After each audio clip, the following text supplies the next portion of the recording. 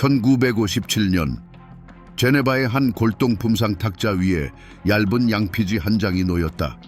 빛바랜 잉크, 부서지기 쉬운 가장자리, 그리고 라틴어 서체가 새겨진 이 양피지에는 15세기 중반에 알려졌던 세계가 그려져 있었다. 그런데 서쪽 그린란드 너머에 그 시대의 지도에는 존재할 수 없었던 섬 하나가 선명하게 표시되어 있었다. 서명은 빌란드 인슐라, 즉 빌란드 섬을 뜻했다. 추정되는 제작 시기는 대략 1440년경, 콜럼버스보다 50년 전이었다. 이 양피지는 단순한 지도가 아니었다. 대항해 시대의 모든 역사를 뒤흔드는 증거였다. 이 발견은 역사가들에게 근본적인 질문에 대한 새로운 시각을 강요했다. 대양 너머의 땅에 대한 스칸디나비아 사가들이 그저 민담에 불과했던 것일까? 아니면 중세시대의 가장 대담한 항해에 대한 기록이었을까? 이 순간 바이킹 코드의 미스터리가 다시금 수면 위로 떠올랐다. 10세기 말 유럽 주민의 99%에게 세계는 작고 폐쇄적이며 공포 그 자체였다. 그 경계는 지리가 아닌 두려움으로 그어져 있었다. 대서양은 물의 공간이 아니라 암흑의 바다였고, 괴물의 영역이자 지옥으로 통하는 시면이 시작되는 마지막 경계선이었다. 당시의 지도는 항해 도구가 아니었고, 오히려 예루살렘이 세상의 중심이고 미지의 땅에는 용이 살고 있다고 묘사한 신학적 논문에 가까웠다. 항해는 연안 항해에 불과했다. 고제서 고주로 늘 육지를 시야에 두며 나아갔다. 해안을 놓치는 것은 곧 자신을 잃는 것을 의미했다. 그러나 북쪽 문명의 얼음 가장자리에는 바다를 장벽이 아닌 길로 여긴 문화가 존재했다. 바로 스칸디나비아인들이었다. 경작지 부족과 혹독한 내부 분쟁이 그들을 고향 땅에서 밀어냈다. 물에 낮게 뜨고 빠르며 기동성이 뛰어난 그들의 드라카르, 바이킹 배는 팽창을 위한 완벽한 도구였다. 그들은 이미 아이슬란드에 식민지를 건설했는데 이는 나머지 유럽인들에게는 상상조차 할 수 없는 일이었다. 그들은 망망대해를 두려워하지 않았다. 새들의 비행, 구름의 색깔, 고래의 움직임 등 바다의 징후를 읽는 법을 터득했다.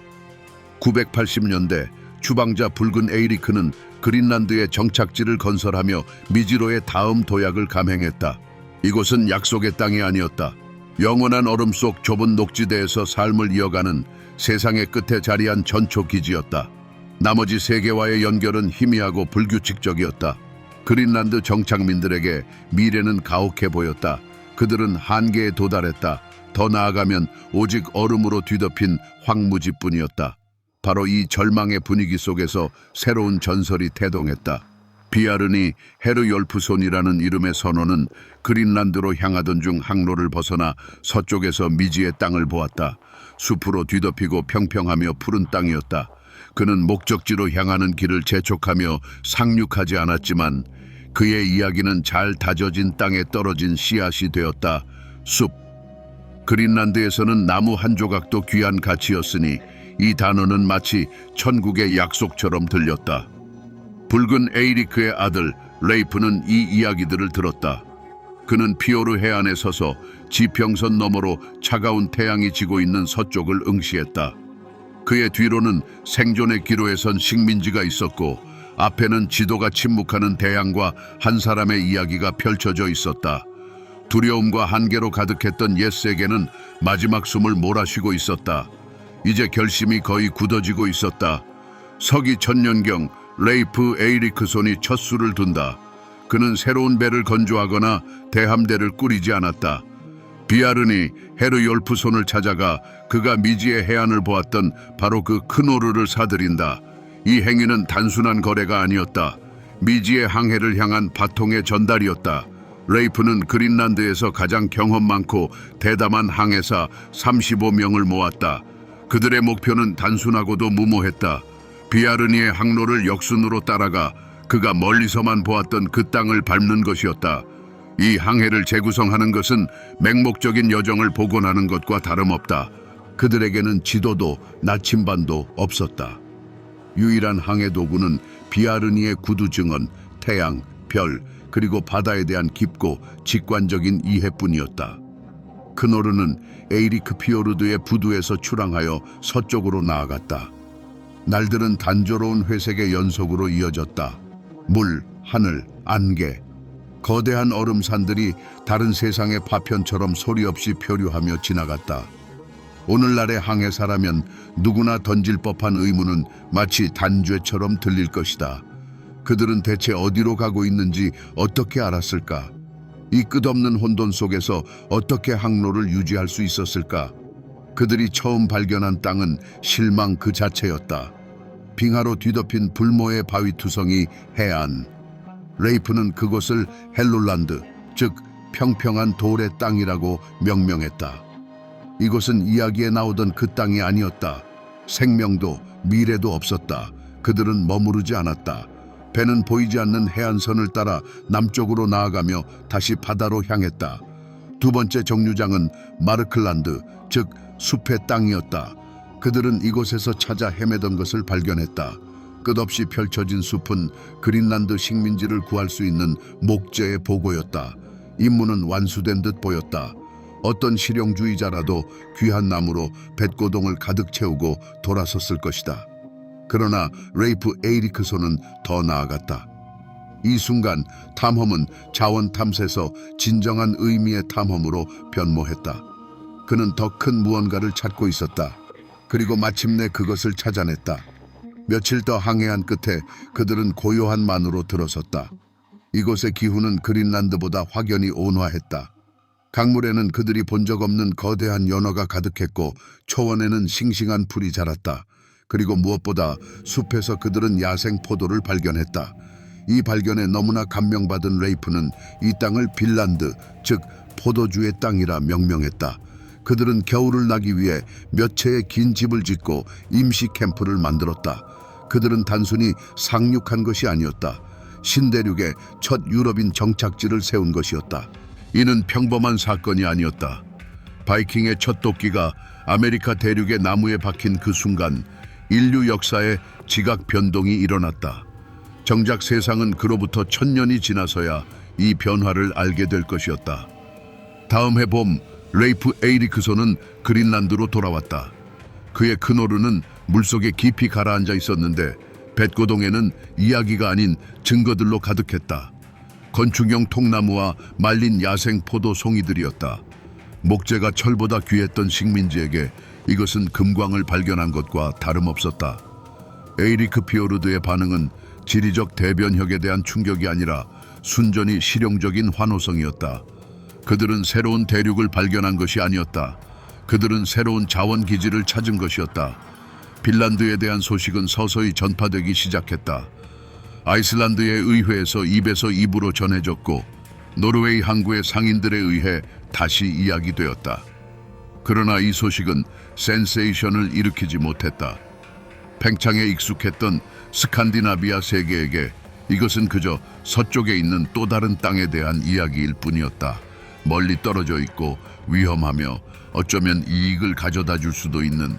이후 몇 년 동안 새로운 탐험이 시도되었다. 레이프의 형제 토르발드는 그곳에서 원주민의 화살에 맞아 사망했고 상인 토르핀 칼세프니는 가장 대규모의 식민지 건설을 시도했으나 바이킹들이 스크렐링이라 불렀던 원주민과의 충돌로 실패하고 말았다. 스칸디나비아 세계 밖에서는 침묵이 흘렀다. 수도원의 필사본 제작소와 교황청의 지적 중심이 있던 나머지 유럽에게 이 소식은 그저 소음에 불과했다. 설령 한자 동맹의 항구에까지 소문이 전해졌다고 한들 학식 있는 수도승이나 베네치아의 지도 제작자가 들었을 것은 무엇이었을까? 문명인 이교도 선언에 암흑의 바다 너머 포도주의 땅에 대한 이야기였다. 이는 지리적 보고서라기보다는 신화, 즉 마법의 섬에 대한 또 다른 야만적인 사가처럼 들렸다. 역사적 도구만은 난공불락이었다. 교회의 권위와 고대 현자들의 지혜로 성화된 기존의 세계관은 유럽과 아시아 사이에 어떤 대륙도 존재한다고 상정하지 않았다. 핀란드의 존재를 인정하는 것은 세계의 전체적인 그림에 의문을 제기하는 것이었다. 출처를 무시하는 것이 더 쉬웠다. 시스템은 자신의 패러다임에 맞지 않는 정보를 거부하며 저항했다. 프톨레마이오스의 권위가 수백 명 북부 항해사들의 증언보다 더 무게가 나갔다. 바로 이러한 총체적인 오해와 무관심이 비밀을 보존하기 위한 이상적인 조건을 만들었다. 핀란드에 대한 지식은 잃어버린 것이 아니었다.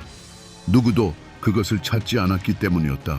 그것은 논쟁의 대상이 되거나 비밀로 분류되지 않았고 단순히 주목받지 못했다. 세상의 가장자리에 있는 소수의 사람들의 전유물로 남아 점차 실질적인 정보에서 민담으로 변모해갔다. 이는 마치 호박 속의 곤충처럼 사과 속에 보존될 수 있게 해주었다. 손상되지 않았지만 다른 모든 이에게는 보이지 않는 채로 말이다. 지식은 사라지지 않았다. 그저 보관되었을 뿐이다. 그들은 어떻게 해냈을까? 수세기 동안 그 대답은 한 문장으로 귀결되었다. 행운의 우연.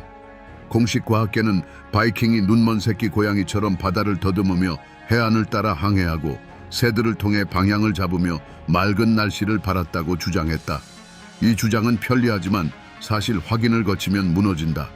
그린란드와 아메리카 대륙 사이를 오간 수많은 의도적인 항해들이 일련의 우연일 수는 없다. 그 뒤에는 시스템이 있었다. 바이킹에게는 나머지 유럽이 접근할 수 없는 무기가 있었다. 그리고 그것은 세 가지 구성 요소로 이루어져 있었다. 첫 번째 구성 요소는 하드웨어였다. 바로 그들의 배 크노르였다. 이는 단순한 보트가 아니라 10세기 공학 기술의 걸작이었다. 클링커 선체로 이루어진 유연한 선체는 파도와 맞서 싸우기보다는 파도와 함께 숨쉬었다. 하나의 사각 도층 순풍을 효과적으로 활용할 수 있게 해주었고 넓은 갑판은 충분한 보급품과 인력을 실을 수 있게 했다. 낮은 흘수선 덕분에 얕은 만과 강으로 진입할 수 있었다. 크노르는 대양 횡단의 이상적인 도구였다.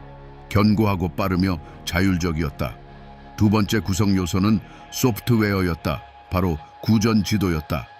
그린란드인들의 사갓와 붉은 에이리크의 사갓은 순수한 민담이 아니었다. 그것은 서사 형태로 암호화된 항해 프로토콜이었다. 이 사가들에는 어떤 곳에서 서쪽으로 이틀 항해하라, 빙원 남쪽으로 항해하라 와 같은 정확한 지시, 해안 조류, 특징적인 기상 현상, 심지어 고래의 이동 시기에 대한 설명까지 포함되어 있었다. 이 정보는 세대에서 세대로 전해져 북대서양의 집단적인 정신적 지도가 되었다. 모든 선장은 머릿속에 방대한 항로와 이정표를 지니고 있었다. 하지만 핵심은 세 번째, 기술적 구성 요소였다. 추측을 확신으로 바꾸어준 요소였다. 사계는 솔라르스테인, 즉 태양석이 언급된다. 오랫동안 이는 시적인 은유로 여겨졌다. 오늘날 우리는 그것이 아이슬란드 방해석 결정체였다는 것을 알고 있다. 이 광물은 복굴절 특성을 지니며 편광 필터 역할을 한다. 보이지 않는 것, 즉 태양 광선의 방향을 볼 수 있게 해주는 장치를 상상해보라. 그 사용법 재구성은 다음과 같다. 흐린 날 태양이 구름 뒤에 완전히 가려졌을 때 항해사는 크리스탈을 꺼냈다.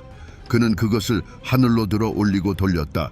편광된 빛이 크리스탈을 통과하면서 특정 패턴을 만들었다. 패턴이 가장 선명하거나 대칭적으로 될 때 돌은 숨겨진 태양의 정확한 위치를 불과 몇 도의 오차로 가리켰다. 이는 나침반 시대 이전의 나침반이었다. 안개와 구름이 예외가 아닌 일상인 위도에서 결정적인 이점을 제공하는 도구였다. 배, 구전지도, 그리고 태양석. 이 세 가지가 바이킹의 항해 시스템이었다. 이는 외부인에게는 보이지 않았다. 필기 문서, 도면 또는 복잡한 장비도 없었다. 적들은 해독제를 가지고 있지 않았다. 그들은 심지어 그 무기의 존재 자체를 의심조차 하지 않았기 때문이다. 그들은 원시적인 배를 탄 야만인들만 보았을 뿐 자신들 앞에 당대 가장 진보된 항해 문화를 가진 이들이 있다는 것을 깨닫지 못했다. 몇 년 동안 핀란드는 현실이 되었다. 가장 야심찬 식민지 건설 시도는 아이슬란드 상인 토르핀 칼세프니에 의해 이루어졌다. 그는 세 척의 배에 여성들을 포함한 160명의 정착민과 가축을 싣고 도착했다. 이것은 탐험이 아니었다. 문명을 옮겨놓는 행위였다. 처음에는 계획이 성공할 것 같았다. 그들은 현지 부족들과 붉은 천을 모피로 바꾸는 원시적인 교역을 시작했다. 풍요롭고 비옥한 새로운 그린란드에 대한 꿈은 거의 현실이 될 뻔했다. 하지만 그 연약한 평화는 무너졌다.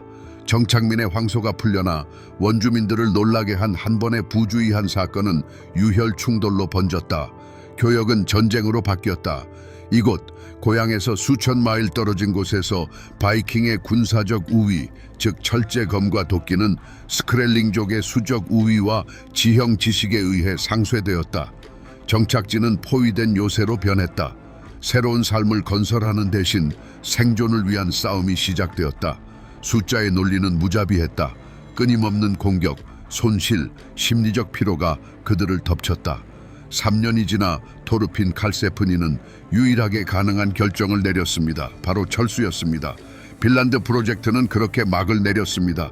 마지막 드라카르가 아메리카 해안을 떠났고 이후 500년 동안 두 세계 간의 연결은 끊어졌습니다. 그 발견에 대한 지식은 사라지지 않았지만 실제적인 영역에서 신화적인 영역으로 깊이 침잠에 들어갔습니다. 그것은 서사시, 즉 길고 긴 겨울밤에 전해지는 영웅적인 과거 이야기가 되었습니다. 역사적인 끈은 그렇게 단절되었습니다. 900년이 흐른 20세기에 역사는 반복되었지만 이번에는 과학적 소극으로 재현되었습니다. 이 사건을 다시 수면 위로 끌어올린 유물인 빈란드 지도는 그야말로 완벽한 폭풍에 직면했습니다. 수십 년간의 논쟁 끝에 1974년 한 독립 전문가 그룹이 지도의 잉크에 대한 현미경 분석을 수행했습니다. 그 결과는 명확했고 동시에 파괴적이었습니다. 지도를 그리는 데 사용된 잉크에서 이산화 티타늄의 결정형인 아나타제가 발견된 것입니다. 이 물질은 1920년 이후에야 비로소 산업적 규모로 생산될 수 있었습니다. 지도는 위작으로 판명되었습니다. 천재적이고 정교했지만 결국 위작이었습니다. 학계로서는 이 조사의 종결을 의미했습니다. 세상을 뒤흔들었던 가장 중요한 증거가 가짜였기 때문입니다. 회의론자들은 승리를 자축했습니다. 아메리카에 도착한 바이킹 이야기는 다시금 민속학 선반 위로 돌아갔습니다. 이 사건은 영원히 종결된 듯 보였습니다. 지도가 위작이라는 판결은 모든 논쟁의 종지부를 찍은 듯 했습니다. 하지만 과학에서 그리고 역사에서 종결된 사건은 하나의 비정형적인 가설로 인해 다시 열릴 수 있습니다.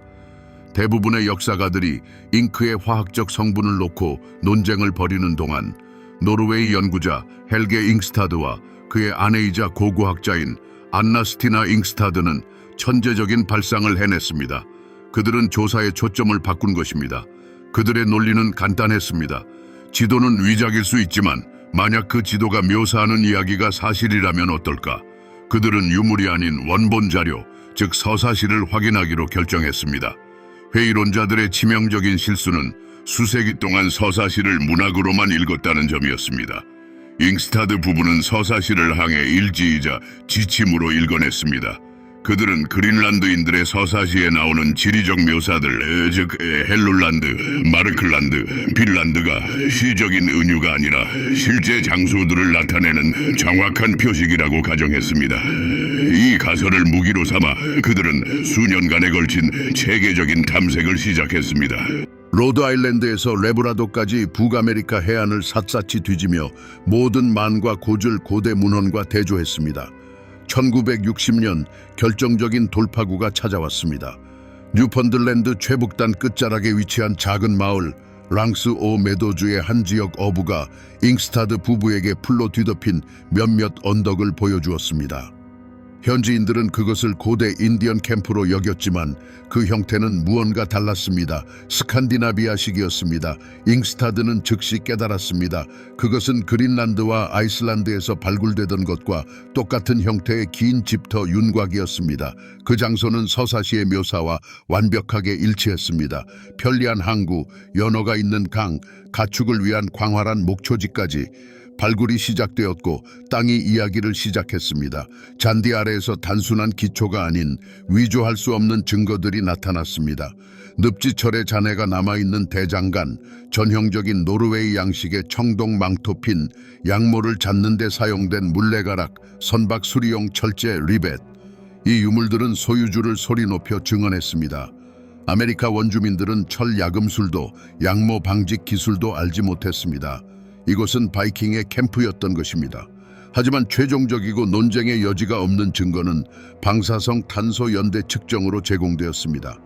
화덕의 수축과 가공된 목재 분석 결과 서기 990년에서 1030년 사이의 연대가 나왔습니다. 완벽한 일치였습니다. 이 순간 서사시는 민속학에서 역사적 문서로 변모했습니다. 이 깨달음은 모든 세부 사항을 한꺼번에 하나의 그림으로 완성했습니다. 바이킹의 무기, 즉 그들의 선박, 구전지도, 태양석은 실제했습니다. 5번째 블록. 그들의 항해는 우연이 아닌 체계적인 항해술의 결과였습니다. 3번째 블록. 랑스 오 메도주에서의 발견은 단순한 정착지 발견이 아니었습니다. 그것은 그들의 확장 전반에 걸친 심오한 논리를 확인해주는 물질적 증거였습니다. 빈란드 지도는 열쇠가 아니라 단지 올바른 장소를 찾도록 유도한 촉매제에 불과했습니다. 진정한 바이킹 코드는 실험실이 아닌 현장에서 삽과 서사시 텍스트를 손에 들고 해독되었던 것입니다. 이제 모든 증거가 테이블 위에 놓였으니 우리는 시간의 흐름을 재구성할 수 있습니다. 이것은 우연한 발견의 이야기가 아니라 체계적인 실패의 이야기입니다. 모든 것은 실제로 실수에서 시작되었습니다. 폭풍이 벼르니 해리울프손의 배를 항로에서 벗어나게 했고 그는 찾지도 않던 땅을 보게 되었습니다. 하지만 그 뒤에 이어진 것은 정확하고 신중하게 계획된 결정들의 연속이었습니다. 레이프 에릭손은 맹목적인 모험가가 아니었습니다. 그는 검증자였습니다.